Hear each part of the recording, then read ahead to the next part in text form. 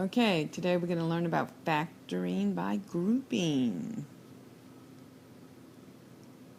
Alright, whenever we have four-term polynomial, it's best to look at it to see if you can group two of the terms together and factor out a common term. So in this case, we notice that the first two terms you can factor out a 3 and an x squared. And in the back terms, we can factor out a 2 from both 2x and 14. So that's what we'll do. First term, we take out 3x squared. That gives us x plus 7, because 3x squared times x would be the 3x cubed, and then 3x squared times 7 would give me the 21x squared. Then out the back two terms, we pull out a 2, and then we'd have x plus 7 in the parentheses. Now we're going to take the x plus 7 from each of the groups and bring it to the front. And then once we take those out, we notice that what we'll have left is 3x squared plus 2.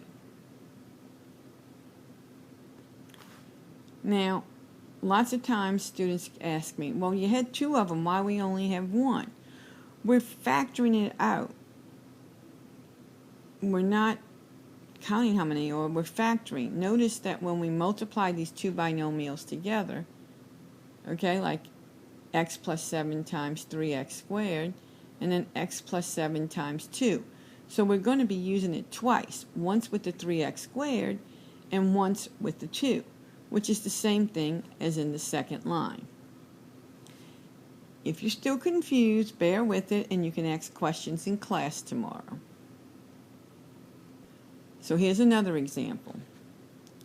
In the first two, we could factor out an x squared, leaving us with 2x plus 3.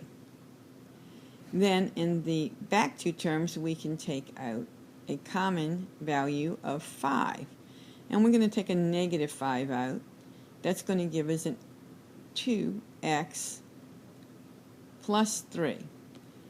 Now remember, it's a positive 3 because the negative 5 times the positive 3 would give us the negative 15. Then we bring our 2x plus 3 to the front, remaining x squared minus 5. Now, you may be wondering, well, do we always have to group the first two terms together? Let's look at this same problem, but this time I'm going to group it differently. So this time I'm going to group 2x cubed with the negative 10x or minus 10x, and then I'm going to group the 3x squared with the minus 15. Out of the first two terms, I can take a 2x, which would leave us x squared minus 5. Out the back two terms, I'm going to take a 3, which leaves us x squared minus 5. I bring the x squared minus 5 to the front, and then bring down the other two terms, which is 2x plus 3, and notice I get the same exact answer as before. It's just switched over, which is the commutative property of multiplication. So 2x plus 3 times x squared minus 5 is the same as x squared minus 5 times 2x plus 3. Okay, here's another example. X cubed minus 2x squared minus 4x plus 8. So I'm going to go ahead and group the first two and the last two terms together. So I can take an x squared out the first term. That's going to give me x minus 2. And then out the back two terms, I'm going to take a negative 4, which is going to give me x minus 2. Bringing my x minus 2 to the... notice that negative 4 times negative 2 will give me that positive 8 that's up there. So now I'm going to bring the x minus 2 to the front, and I have x squared minus 4. Now at this point you might think, well, I'm done. But notice we do have an x squared minus 4. We have an x minus 2 times the x squared minus 4. But the x squared minus 4 is the difference of two perfect squares.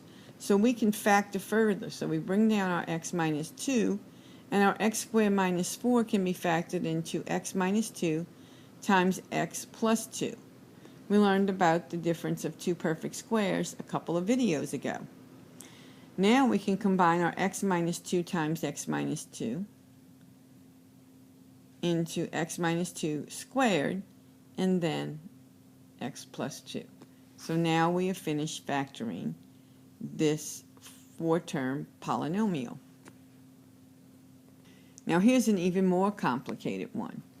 Notice out of the first two terms we can take an x cubed, and out of the back two terms we're going to be able to distribute out an 8. So we take out an x cubed. What we have remaining is x squared minus 4. And then out the back two terms, we're going to distribute out a positive 8, which gives us x squared minus 4. Bringing the x squared minus 4 to the front, distributing that out, we have our other two terms of x cubed plus 8. Now, you may have already recognized that the first binomial is the difference of two squares, and the second binomial is the sum of two perfect cubes. So we start by factoring the first one, the difference of two squares, into x minus 2 times x plus 2. Our back one is the sum of two perfect cubes, and if you remember how to do this, we take x plus 2, because it's the cubic root of x and the cubic root of 8, and then we're going to multiply that by a trinomial. So we start off with x squared, because x times x squared is going to give me x cubed. Our back term is going to be, our last term is going to be 4, because 2 times 4 is going to give me that 8. And then finally we multiply the two terms together, 2x, and we put the opposite in the middle of the trinomial. So now we have factored it out into 4 terms. Notice we have two x plus 2's, so we can combine those into x plus 2 squared times x squared minus 2x plus 4. This is about as complicated as we're going to get. Write down any questions you have, and be sure to put this example in your notebook.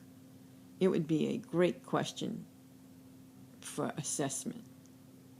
See you tomorrow.